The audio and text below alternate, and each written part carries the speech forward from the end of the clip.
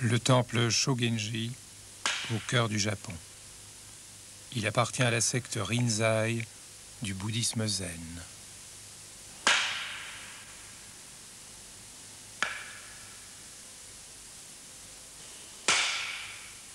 Des moines de tout âge reçoivent ici une formation en partie secrète. C'est la première fois qu'une caméra pénètre dans ce lieu. Nous partons en quelque sorte à la recherche de l'absolu.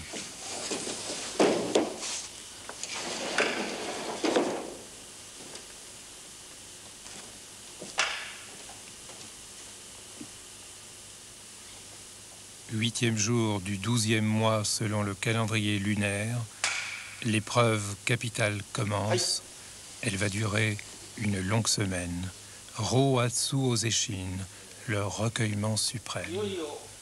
Un moine zen n'a qu'une seule espérance, connaître un jour ce qui se nomme en japonais le satori. Nous parlons généralement d'illumination. Il est plus correct de traduire satori par l'éveil. Le voilà venu, dit le maître, ce moment que vous avez attendu pendant 12 mois.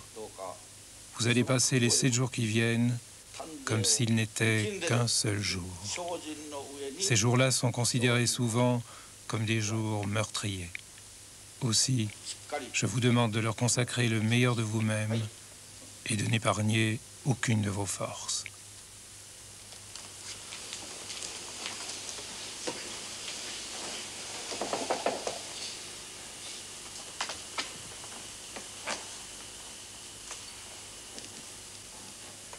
Pour célébrer l'événement, quelques larmes de thé vert et des fèves, cela suffit pour avoir un sentiment profond de communauté.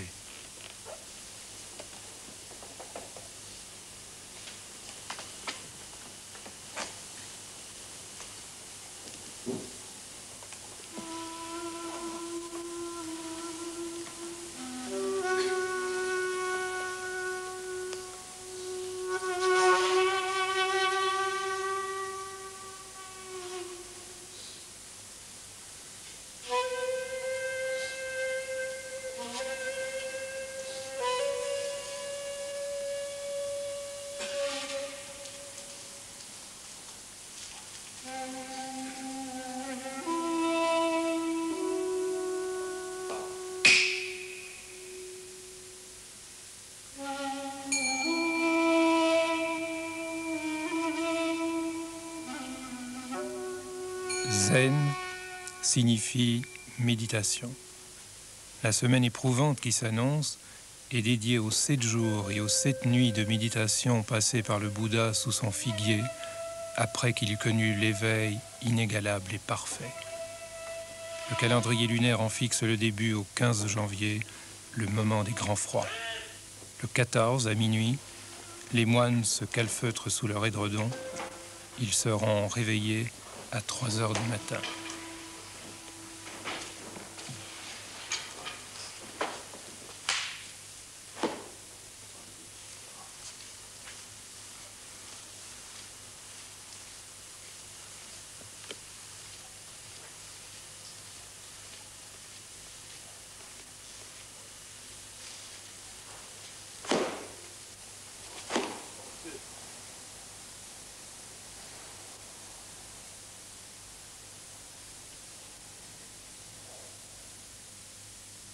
Il y a parmi ces moines des unsui, littéralement nuages et eau.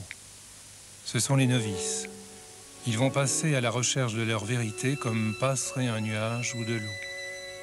Nous allons vivre l'expérience de celui-ci. Il s'appelle Harumi Asayama.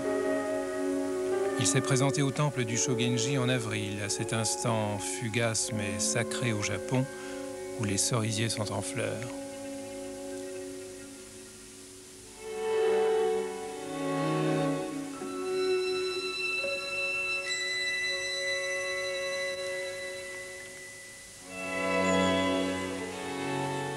Harumi n'est pas un candidat comme les autres. Il est le fils d'un moine bouddhiste. Il a été élevé dans la doctrine de cette religion venue de l'Inde et de la Chine, mais il a décidé d'affronter les rigueurs de l'école Rinzai, la plus dure, la plus stricte des écoles zen.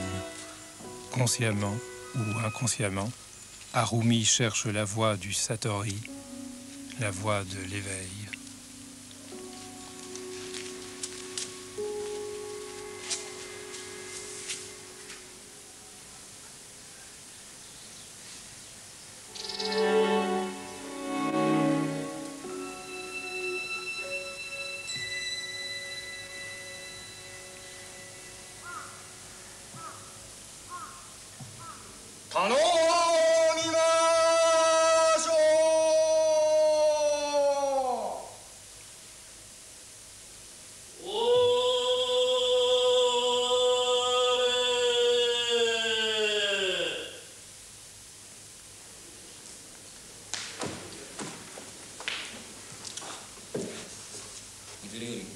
Il s'est annoncé de cette manière traditionnelle et il déclare « Je viens d'Izumo, je m'appelle Harumi Asayama, je voudrais entrer au temple pour y recevoir ma formation. Je vous prie très humblement de transmettre cette requête au supérieur. »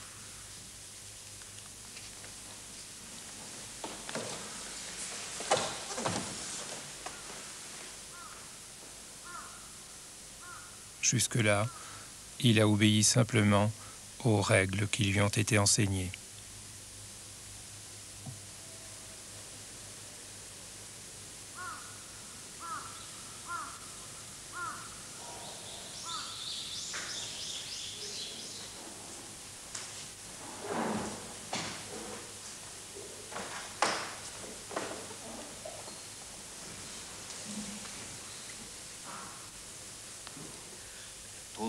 Le moine administrateur l'informe qu'il n'y a plus de place au monastère. Il lui redonne sa requête et il l'enjoint poliment de partir au plus vite.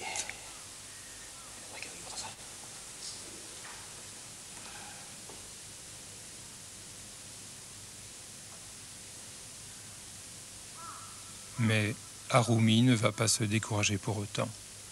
Il restera assis sur le seuil, le temps qu'il faudra, jusqu'à ce qu'on daigne relire sa requête et lui accorder la permission d'entrer.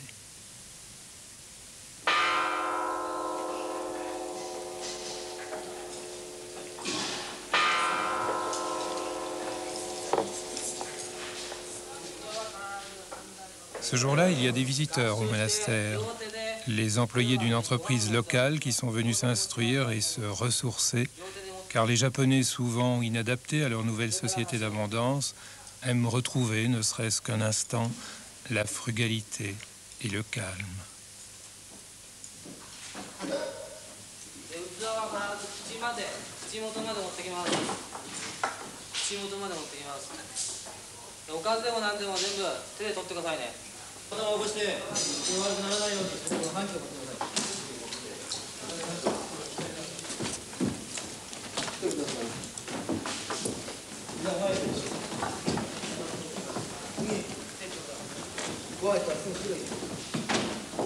L'un ou l'autre invité a-t-il jeté un regard oblique sur ce moine écroulé et qui ne bouge pas? Y a-t-il eu un geste de compassion? Non. Après tout, il n'est rien de plus qu'un nuage et de l'eau. Et l'après-midi, tout naturellement, il s'est mis à pleuvoir.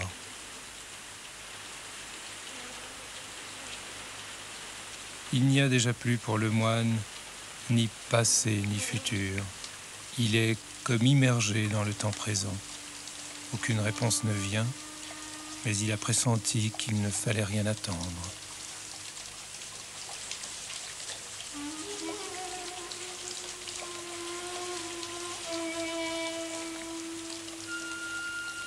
En fait, sa première épreuve a commencé. Le soir venu, il a reçu les restes d'un repas. Il a pu se mettre à l'abri dans une petite pièce, à condition de repartir le lendemain.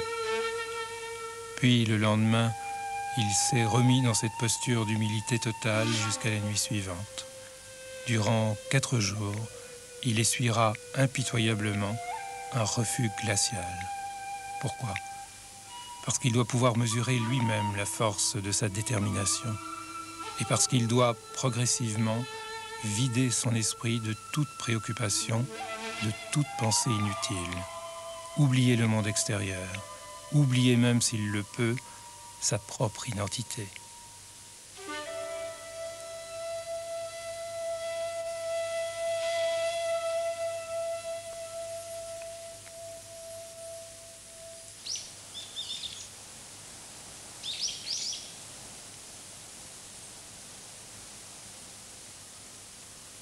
Le 5e jour, Hirumi a pu enfin entrer au monastère. Il va y recevoir non pas un enseignement livresque, mais une formation physique et mentale très stricte. 2 autres novices ont été admis en même temps que lui. À l'issue de 15 jours de probation, ils vont pour la première fois se présenter à leur maître. Un maître zen, c'est l'équivalent d'un Bouddha parce qu'il est censé avoir atteint l'éveil. Ce n'est pas un dieu, c'est un homme qui vit totalement et simplement sa vie d'homme, mais qui va exercer sur ses novices une autorité patriarcale absolue. Phénomène typiquement asiatique, la relation maître-disciple qui est là en train de s'établir aura en fin de compte plus d'importance et de force que les rapports entre un père et son fils.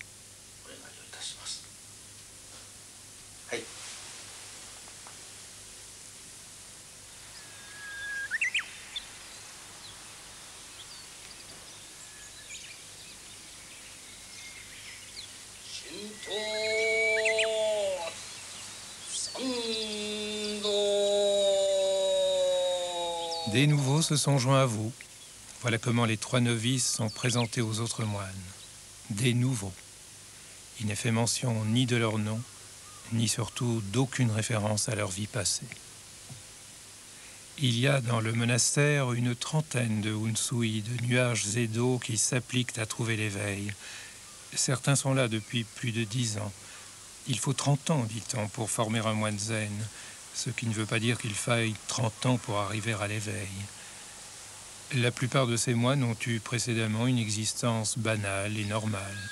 Ils étaient employés de bureau, ils appartenaient aux forces d'autodéfense, ils ont femme et enfants. Tout cela a peu d'importance. Ils n'en parleront plus.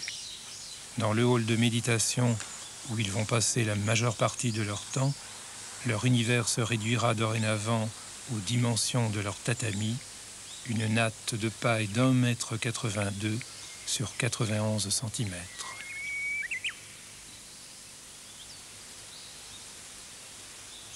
Le vide qui doit se faire en eux sera peut-être aussi grand que l'espace qui les entoure. Mais leurs pensées ne laisseront pas plus de traces que n'en laisse le vol d'un oiseau dans le ciel.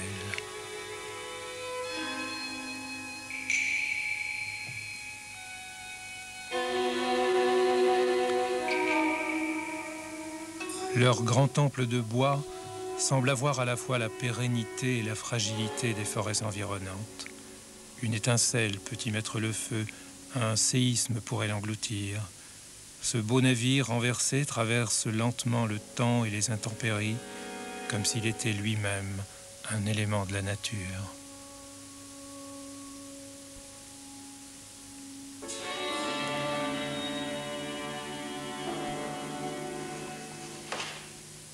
« 15 janvier, 3 heures du matin, voici entamée la semaine d'épreuves dites meurtrières dont nous avions vu les préparatifs. La semaine va donc se dérouler comme s'il s'agissait d'un seul jour.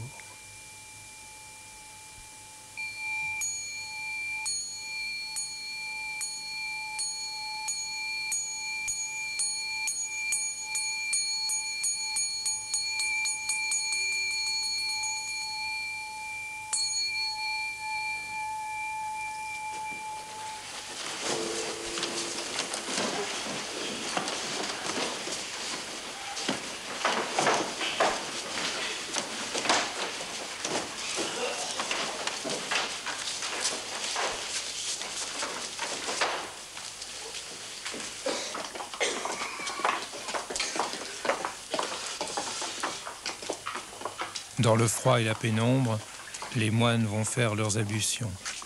Ils ont droit à une pincée de sel pour se frotter les dents et à de l'eau glaciale pour se laver le visage et le crâne.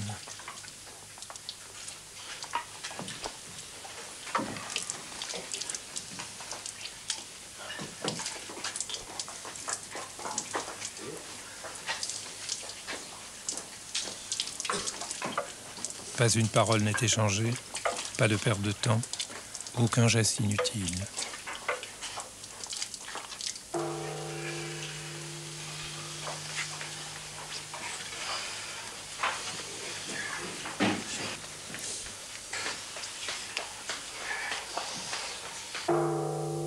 Avant l'aube, le monastère a déjà pris sa vitesse de croisière.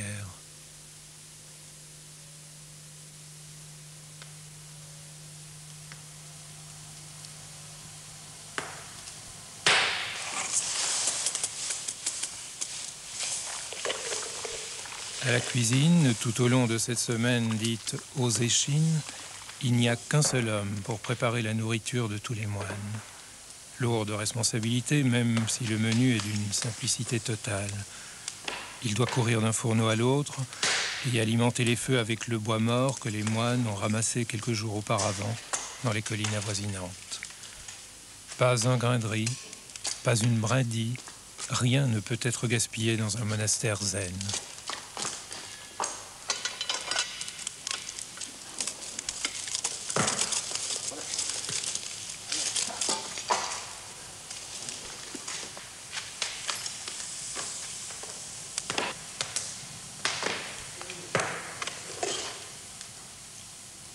Il faut aussi, très systématiquement, veiller à la propreté.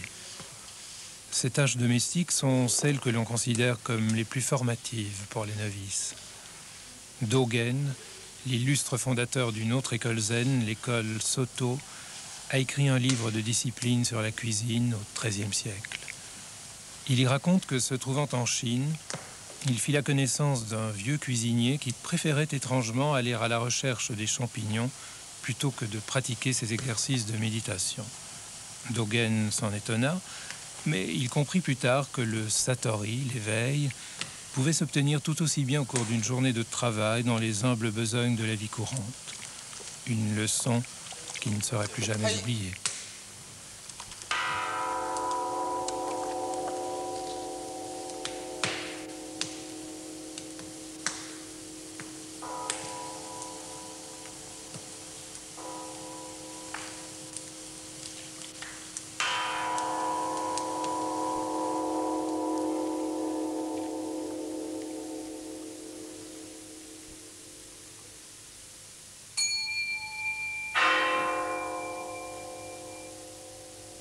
« 5 heures du matin, le moment du petit déjeuner.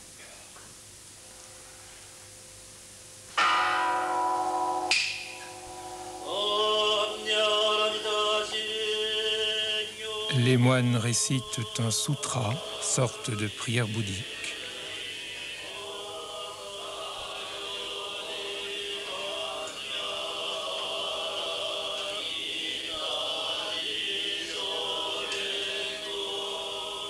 Des signes de main conventionnels limitent la quantité de nourriture que chaque moine désire absorber.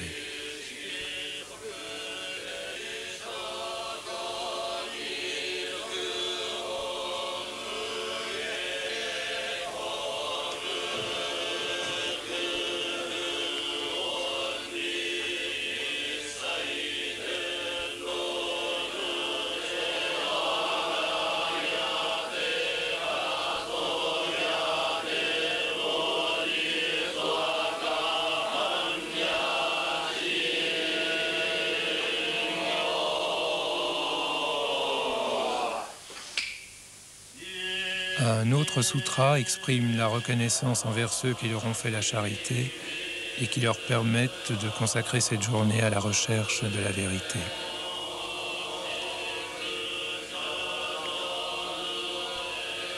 Quelques grains de riz sont posés sur le côté en guise d'offrande pour les esprits affamés.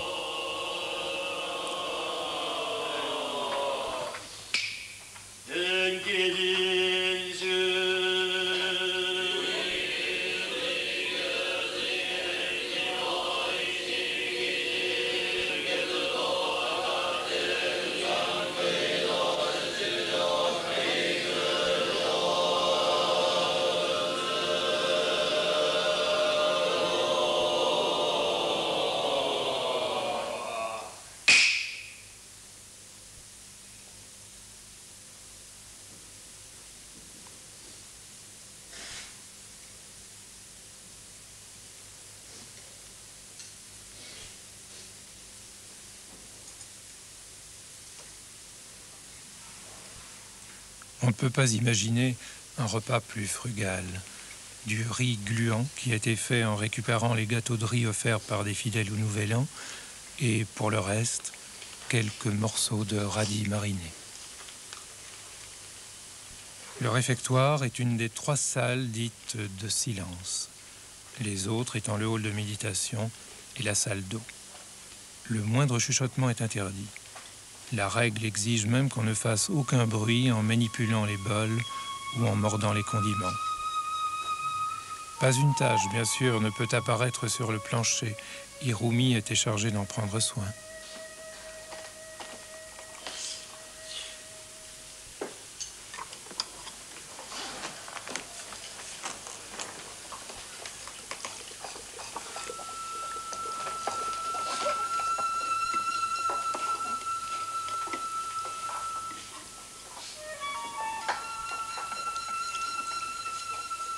Avant de boire leur thé, les moines en utilisent une certaine quantité pour faire leur petite vaisselle.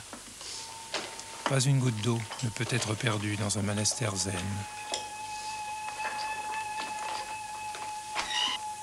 Les bols s'emboîtent de manière à faire partie plutôt du vide que du plein.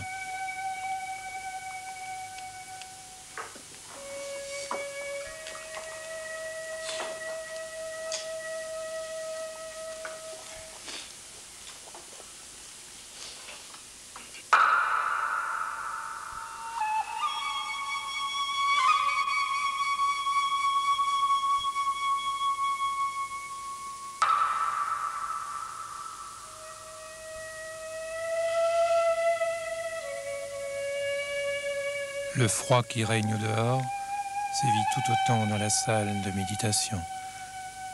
Les moines sont, comme ils disent, ici et maintenant, dans cette admirable position pyramidale, celle du zazen, littéralement la méditation assise. Ils n'ont plus une jambe gauche et une jambe droite, mais une seule base. Ils n'ont plus un corps et un esprit, mais ils forment un tout qui a dépassé cette dualité. Et c'est ainsi qu'ils pourraient parvenir au satori, à l'éveil.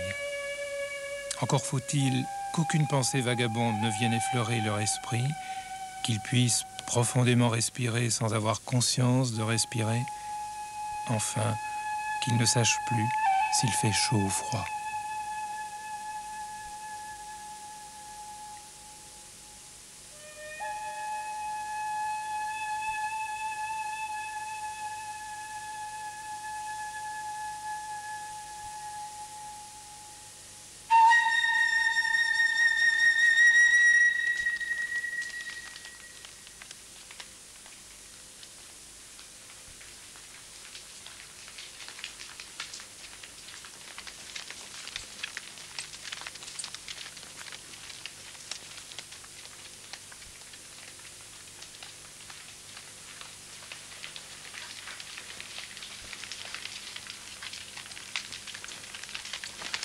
Entre 2 séances de zazen, les moines se détendent, évitent engourdissement ou somnolence en marchant rapidement à l'extérieur le long du pavillon. Il s'agit d'éviter que la contrainte n'aille au-delà des limites physiques, que l'exercice de méditation ne tourne en pénitence.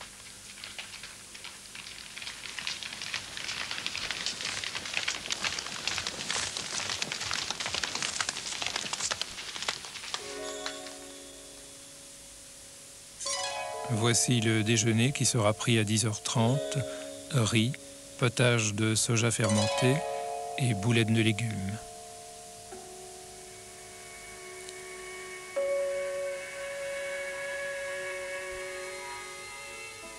Le soir, ils auront un brouet fait de restes mélangés à du riz.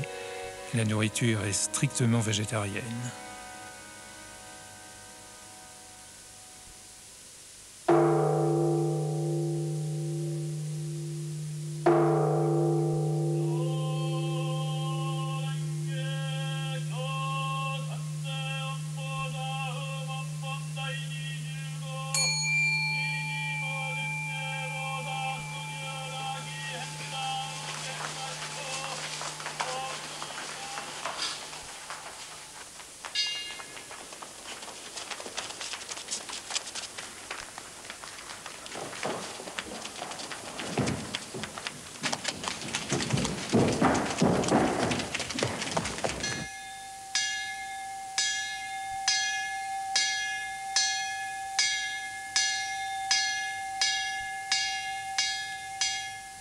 Les temps forts de la journée sont les rencontres avec le maître. Le maître reçoit chaque novice, séparément, à tour de rôle, 4 fois par jour.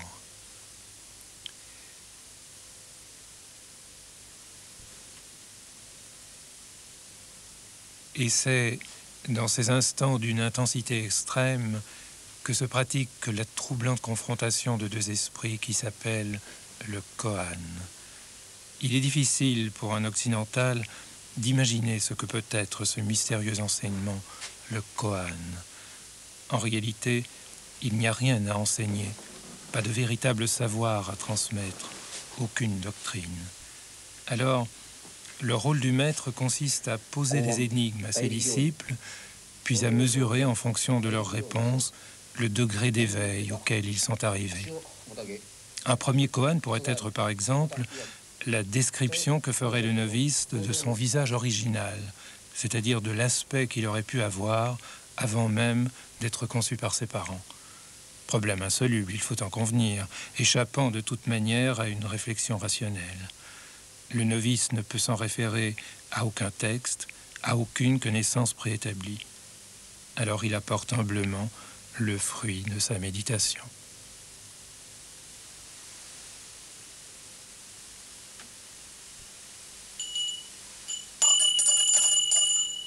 Mais si le maître agite sa sonnette, cela signifie que le jeune moine n'est pas encore arrivé au point d'aboutissement et qu'il lui faudra franchir d'autres obstacles, résoudre d'autres énigmes.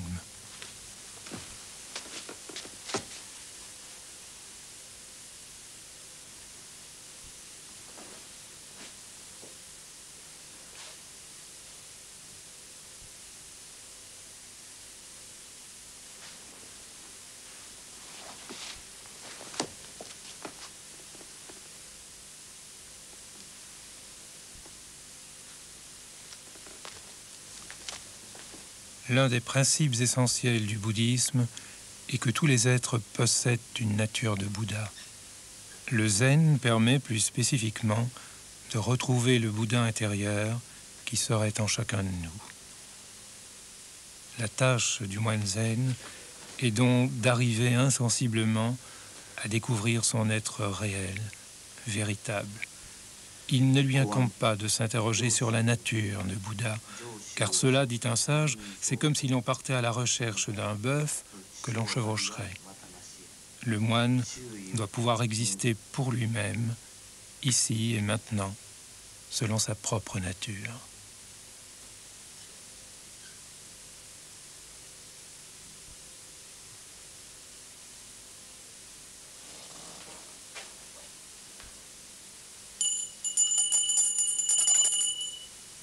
L'exercice du koan, de cette interrogation à laquelle aucune réponse logique n'est à trouver, entraîne peu à peu le novice à se débarrasser du raisonnement devenu inutile. La mission du maître n'est pas d'aider, elle est de refuser. Il n'y a rien à gagner dans la vie du zen, il n'y a rien à perdre. Il faut faire le vide.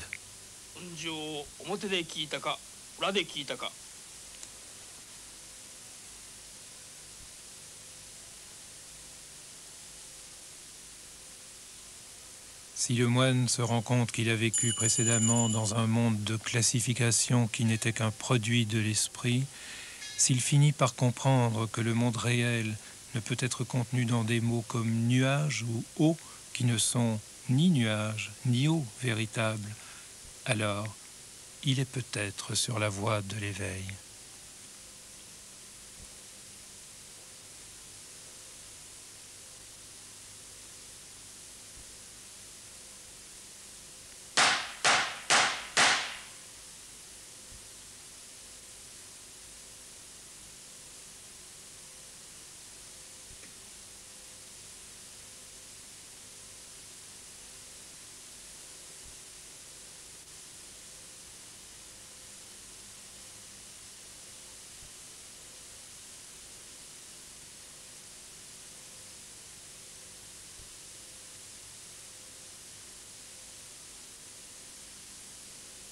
Nouvelle séance de zazen, de méditation assise, à la tombée de la nuit. Les novices ont-ils l'esprit troublé par les problèmes insolites qui leur ont été posés? Hirumi manque-t-il de concentration?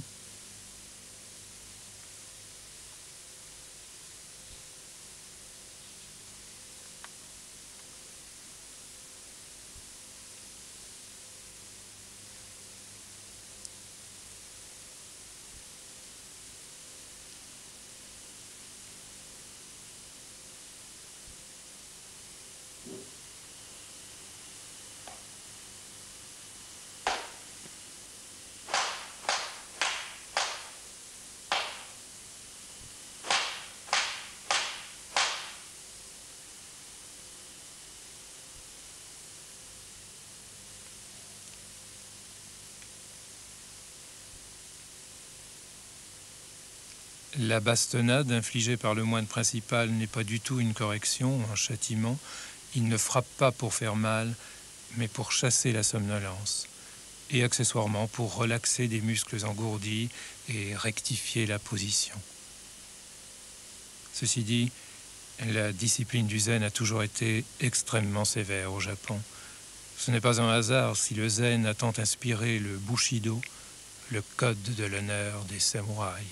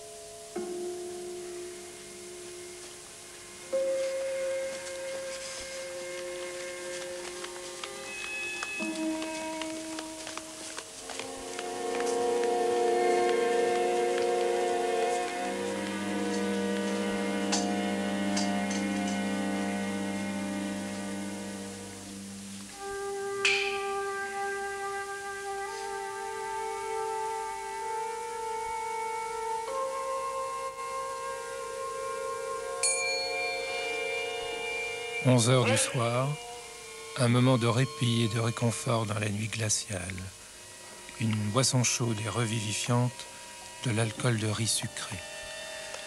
Les moines et les novices sont considérés comme des bodhisattvas, c'est-à-dire comme des disciples du Bouddha qui aident les humains à découvrir l'éveil alors qu'eux-mêmes n'y sont pas totalement arrivés. Ils doivent donc être traités et servis avec respect. Ils se sont pliés volontairement à des règles très dures, mais il convient que le monastère puisse leur apporter non seulement la protection, le calme et la paix, mais aussi de loin en loin une petite dose d'affection rigide.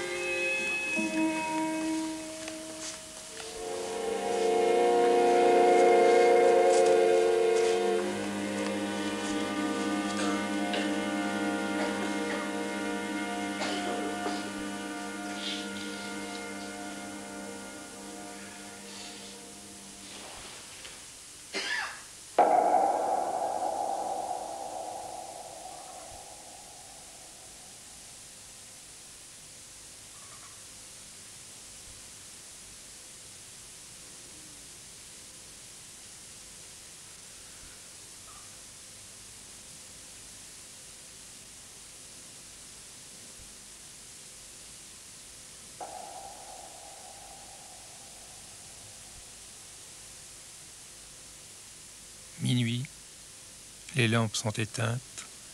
Ils sont toujours assis en lotus, le pied droit sur la cuisse gauche, le pied gauche sur la cuisse droite. Leurs mains forment ce qu'on appelle le mudra cosmique.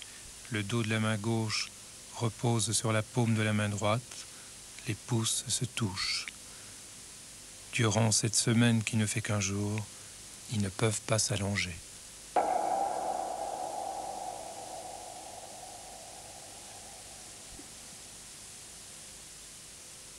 Le sommeil va prendre sur eux ce que la volonté assoupie laissera insensiblement échapper.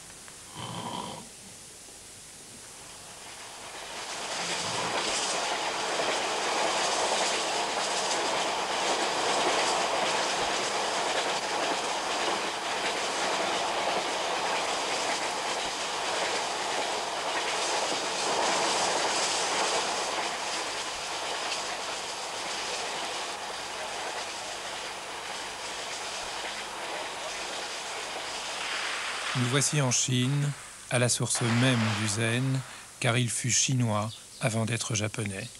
Le Chan, le zen chinois, connu du 8e au 13e siècle, une efflorescence extraordinaire. Ce temple, dans la région de Canton, est une sorte de séminaire où de jeunes novices peuvent aujourd'hui recevoir une formation traditionnelle et célébrer le culte de Huineng, le 6e et dernier des patriarches du zen chinois.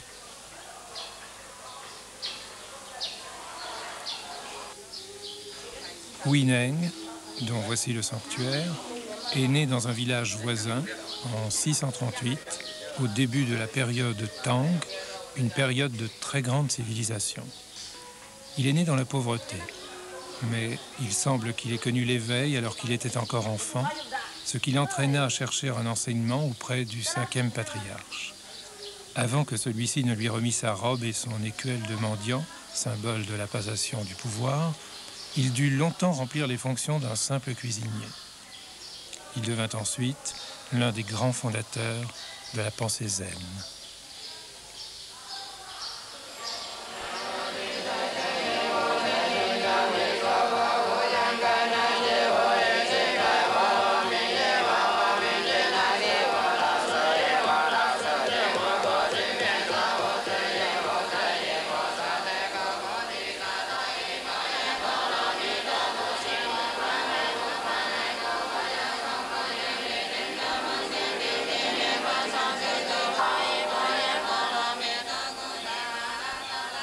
Autour de ce maître qui compte 40 années d'expérience dans la pratique du zen, le temple héberge 7 moines et 30 étudiants. Étrange retour dans le passé. Ces jeunes qui vécurent la révolution culturelle essaient maintenant de s'imprégner de la pensée de Huineng.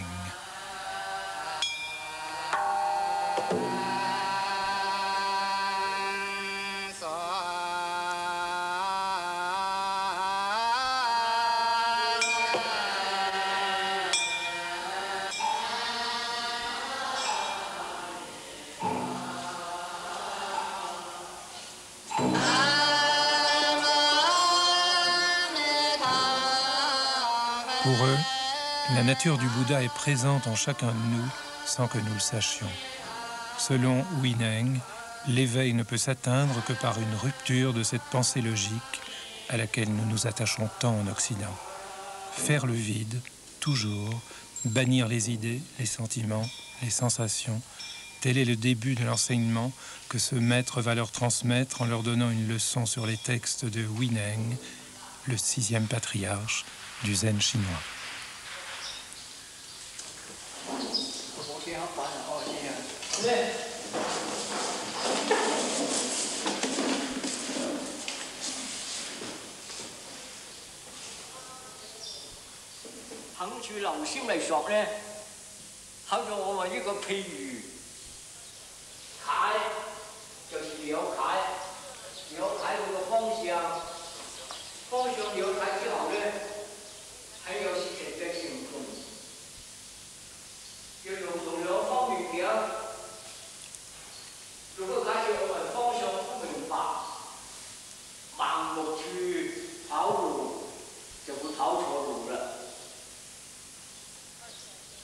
L'exercice de méditation qui vient ensuite, c'est le Tso Chan. En chinois, Tso signifie assis, mais plus profondément cela veut dire ne pas agiter les pensées dans l'esprit.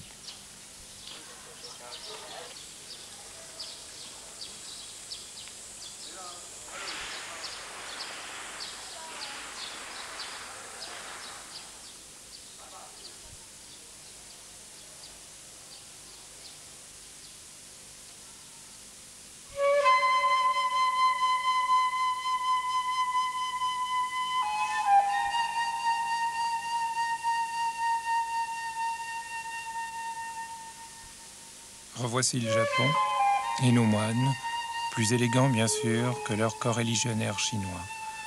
En fait, leur style de vie monastique a été emprunté à la Chine au XIIe siècle et il n'a pas cessé depuis de se raffiner, de se perfectionner dans la rigueur et la discipline. Parmi les multiples épreuves qu'ils traversent d'un jour à l'autre, il en est une qui leur tient particulièrement à cœur, la mendicité.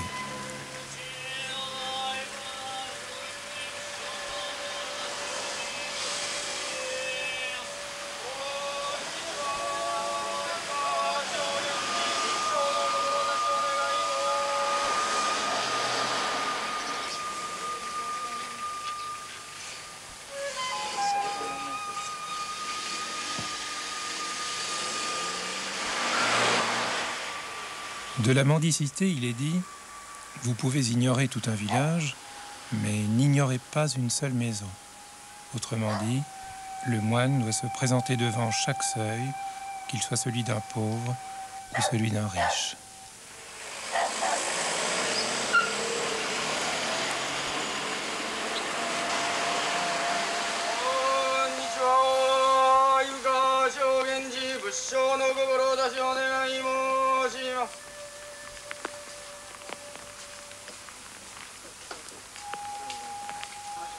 Notre novice, Hirumi, ne recueille ici que quelques grains de riz, mais toute aumône est acceptée avec la même gratitude. Et il reprend sa route, comme les pèlerins d'autrefois. Au cours de ces humbles pérégrinations, il est arrivé bien souvent qu'un moine, soudain, connaisse l'éveil.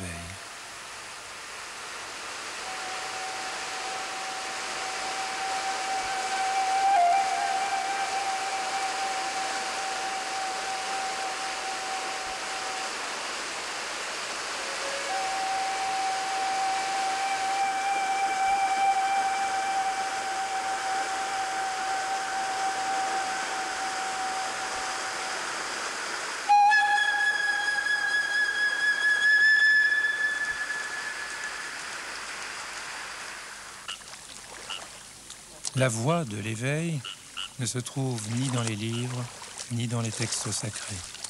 Selon l'école Rinzai, très marquée par l'esprit du zen chinois, elle se trouve davantage dans les activités quotidiennes, dans les gestes naturels qu'impose un travail utile et simple. Voilà pourquoi les moines du Shogenji plantent le riz chaque année, au début de l'été. Car trouver l'éveil par le travail peut être considéré comme plus satisfaisant que d'y arriver par la méditation assise.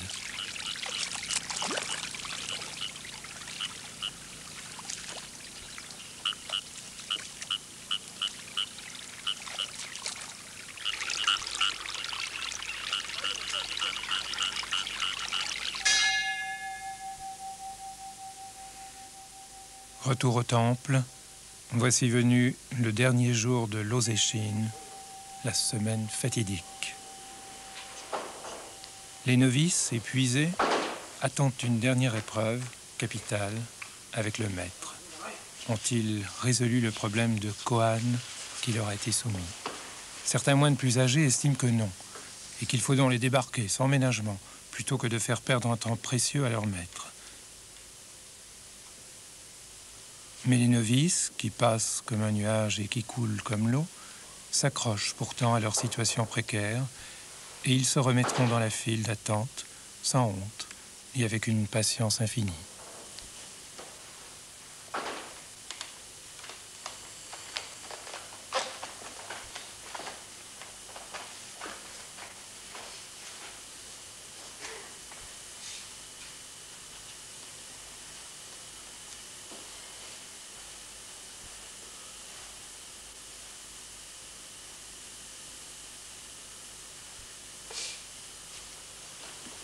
Alors, arriveront-ils au Satori, à cet éveil, à la fois simple et mystérieux?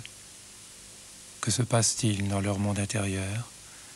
À travers son histoire, le zen nous donne des exemples plus déroutants les uns que les autres d'accession à l'éveil.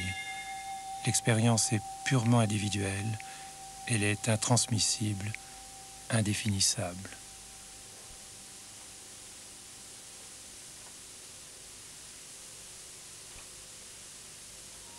Tout comme un insecte qui se dépouillerait de sa chrysalide, Hirumi s'est débarrassé de tout désir, de toute pensée vaine. Il a oublié ses propres sentiments. Il a creusé en lui-même ce vide qui n'est qu'à lui, un rien d'espace dans un espace universel. Mais a-t-il trouvé la voie ?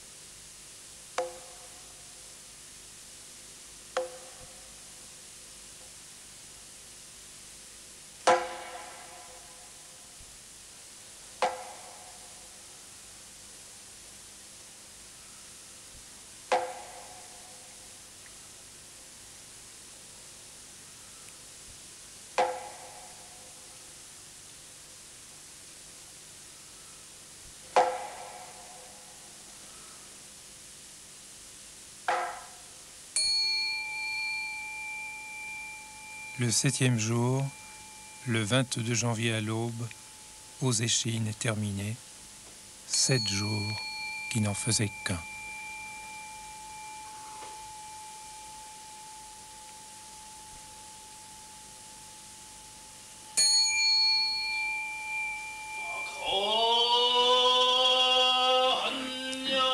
Les moines entonnent alors un extrait du sutra Prajnaparamita, un texte du bouddhisme indien écrit au IIIe siècle, donnant des préceptes de sagesse pour traverser vers l'autre rive.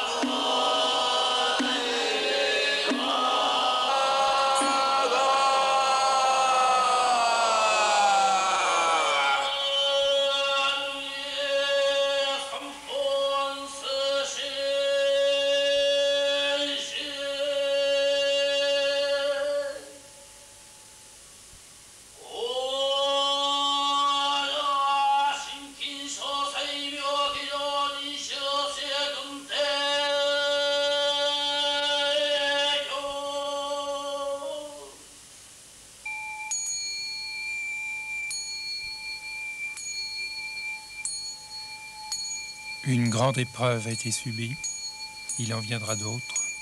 Il reste à remercier Bouddha en faisant ce geste qui lui soulève les pieds symboliquement.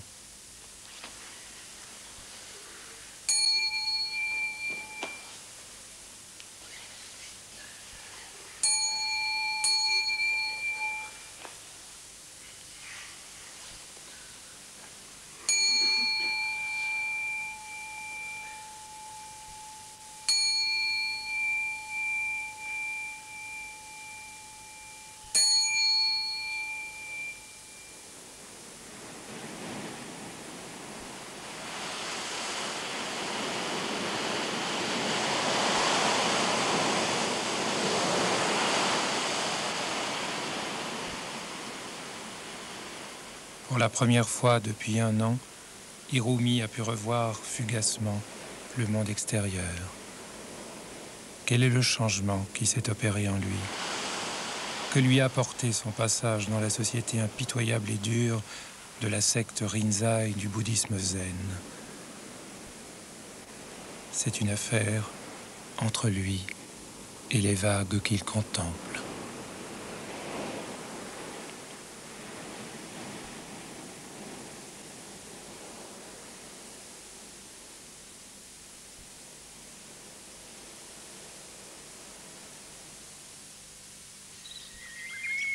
Lorsqu'à nouveau les cerisiers seront en fleurs, un autre novice, comme un nuage qui passe et comme de l'eau qui coule, viendra se présenter au temple du Shogenji.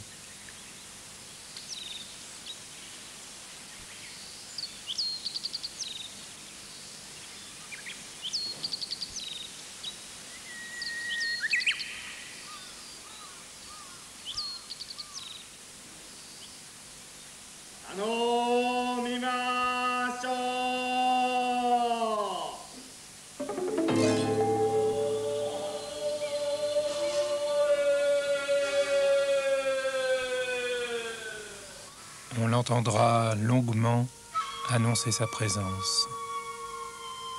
Puis, il présentera sa requête.